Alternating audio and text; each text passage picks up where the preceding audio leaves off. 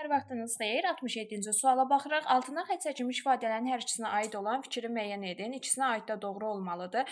Əxlaq gözəl paltarında ortaya çıxmalıdır. Əxlaq gözəllik paltarında ortaya çıxmalıdır.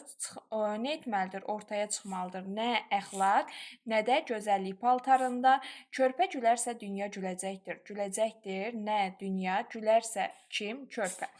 Uzlaşma əlaqəsinin aslı tərəfi kimi çıxış edən bu sözlərdən biri obyekt rolundadır. Bu yanlışdır. Əgər cümlədə mübtada varsa, mübtada heç bir zaman aslı tərəf olmur. Uzlaşmaya görə mübtada əsas tərəf olmalıdır.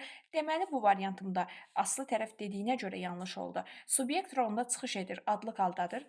Bəli, burada subyekt rolunda çıxış edir. Hər ikisi mübtadadır. Xəbəri özündən asılı vəziyyətə salır və subyekt rolunda çıxış edir. Əlamət xəbərdə öz əksini tapan üz kimi çıxış edir.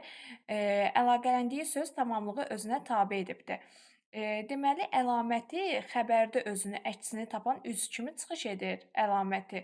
Əlaqələndiyi söz tamamlığı özünə tabe edibdir. Baxaq, bu ikisi üçün də ortaq deyil axı. Məsələn, ikinci cümlədə ümumiyyətlə tamamlığım yoxdur. C variantı getdi. Ümumi qrammatik mənasına görə əşya adı bildirir. Bu yanlışdır. Əşyanın adını bildirmir. Axı ikinci cümlə. Orada körpə sözü sifətdir, getdi. İzah edici üzvlə işlənməyib, əlamət və keyfiyyət bildirən sözlə ifadə olunubdur.